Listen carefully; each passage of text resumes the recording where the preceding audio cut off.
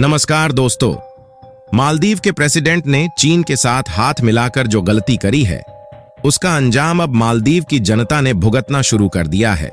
और मालदीव के हालात भी पाकिस्तान के जैसे होते हुए नजर आ रहे हैं, क्योंकि मालदीव ने भारत के बजाय तुर्की से अनाज इंपोर्ट करने का डिसीजन ले लिया है, जिसमें चावल, दाल, गेहूं, आटा और नमक को इंपोर्ट करने की डील फाइनल कर चुका है।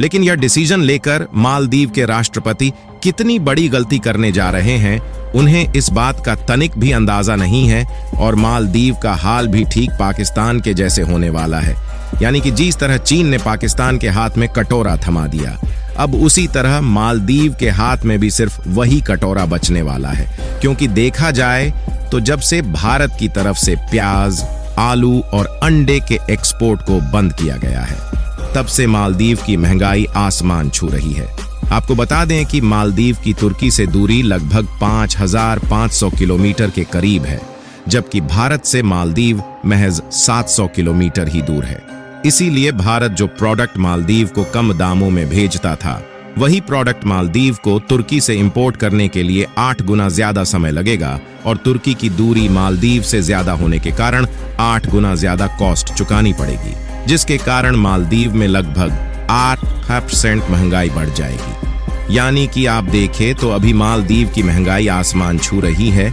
और इसके बाद क्या हाल होने वाला है, आप इसका अंदाजा लगा सकते हैं। पूरी डेवलपमेंट क्या है इस वीडियो में समझते हैं, लेकिन वीडियो में आगे बढ़ने से पहले वीडियो को एक लाइक करके चैनल को सब्सक्राइब जरूर कीजिएगा, क्योंकि आपके लिए यह 1 सेकंड का काम है, लेकिन इससे हमारी काफी बड़ी मदद होती है।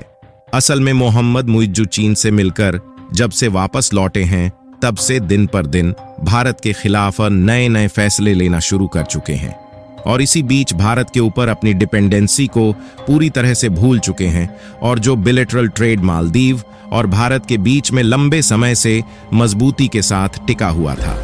मोहम्मद मुइज्जू इस ट्रेड रिलेशन को तोड़ने पर तुले हुए हैं, जबकि भारत के बजाय उनके संबंध तुर्की के साथ तेजी से जुड़ रहे हैं। यानी कि देखा जाए तो मालदीव के राष्ट्रपति मोहम्मद मुइज्जू ये चाहते हैं कि जो प्रोडक्ट हम भारत से इंपोर्ट करते थे, उसी को तुर्की जैसे देशों के साथ शिफ्ट कर दिया जाए।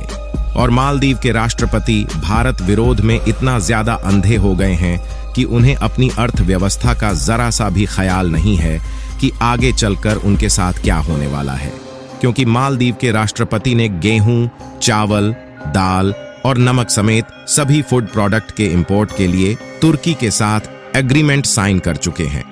यही नहीं, तुर्की मालदीव को इसी फरवरी के शुरुआती दिन से ही इन सभी फूड आइटम्स का एक्सपोर्ट चालू कर देगा। लेकिन मालदीव के राष्ट्रपति ये हिसाब लगाना भूल चुके हैं कि जहां भारत की दूरी महज 700 किलोमीटर है, वही टर्की की दूरी लगभग 5,500 किलोमीटर है, जिससे इन फूड प्रोडक्ट के इंपोर्ट के लिए जो पैसे देने पड़ेंगे वह भारत की अपेक्षा 8 गुना ज्यादा है। इसके अलावा तुर्की से इन्हें आने में लगभग 8 गुना ज्यादा समय लगेगा, जिसके कारण मालदीव में महंगाई इस कदर बढ़ेगी कि वहां की जनता चाहकर भी सरवाइव नहीं कर सकेगी और मालदीव का हाल भी पाकिस्तान के जैसा होने वाला है, जिससे पाकिस्तान की तरह मालदीव के हाथ में भी वही कटोरा बचने वाला है और इसके बाद वह भारत जैसे देशों से मदद की भीख मांगता फिरेगा। यही नहीं, इसके अलावा भी मालदीव की अर्थव्यवस्था पर एक बहुत बड़ा झुकाव देखने को मिलने वाला है, क्योंकि मालदीव की अर्थव्यवस्था पूरी तरह से टूरिस्ट सेक्टर पर टिकी हुई है और मालदीव में खाने पीने के सामानों में महंगाई 8 गुना ज्यादा बढ़ जाने से मालदीव का टूरिंग सेक्टर पूरी तरह से पिट जाएगा और ज्यादा महंगाई के कारण कोई भी टूरिस्ट मालदीव आने के लिए तैयार नहीं होगा, क्योंकि जब से भारत के लोगों ने मालदीव जाना बंद किया है, तब से उनकी टूरिज्म इंडस्ट्री पर वैसे भी एक भारी गिरावट हो चुकी है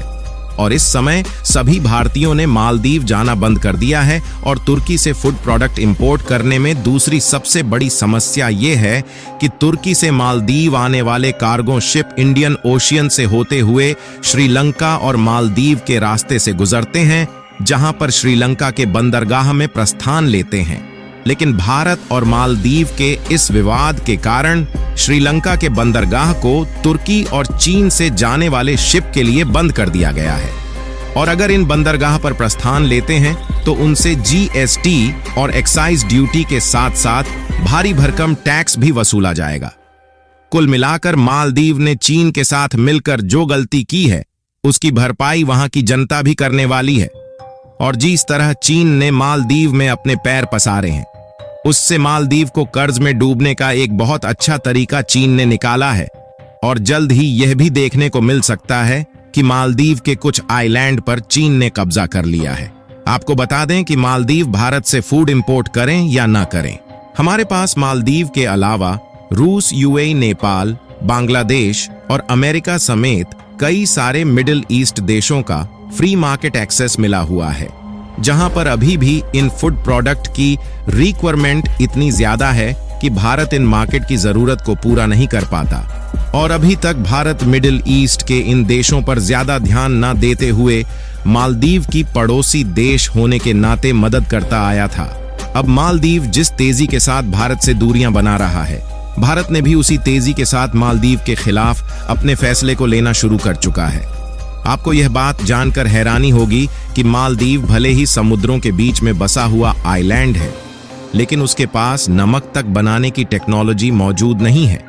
जिसके कारण मालदीव अपनी जरूरत का नमक भारत से इंपोर्ट करता है और जो थोड़ी बहुत और रिक्वायरमेंट है उसके लिए श्रीलंका से नमक इंपोर्ट करता है। और आप खुद इस बात का अंदाजा लगा सकते हैं कि मालदीव जो कि चारों तरफ से समुद्र से घिरा हुआ आइलैंड है, उसके पास अभी तक नमक बनाने की टेक्नोलॉजी नहीं है और ऐसे में वह भला दूसरे देशों पर किस तरह से डिपेंड रह सकता है। आपको बता दें कि मालदीव अपनी जरूरत का 80% नमक केवल भारत से ही इंपोर्ट करता है। इसके अलावा बचे हुए 20% श्रीलंका से इंपोर्ट किया जाता है और मालदीव हर साल भारत से लगभग $6 मिलियन का नमक खरीदता है। यानी नमक प्रोड्यूस के मामले में भारत एक बहुत ही अच्छा कंट्री माना जाता है, जिसमें से 70% नमक अकेले गुजरात में ही प्रोड्यूस किया जाता है। आप देख सकते हैं कि भारत का एक राज्य इतनी भारी मात्रा में नमक प्रोड्यूस करता है, जबकि मालदीव आइलैंड होकर भी अपने टूरिस्ट के लिए भी नमक प्रोड्यूस नहीं कर पाता। आपको बता दें कि भारत में लगभग हर साल 21 मिलियन मेट्रिक टन नमक प्रोड्यूस होता है।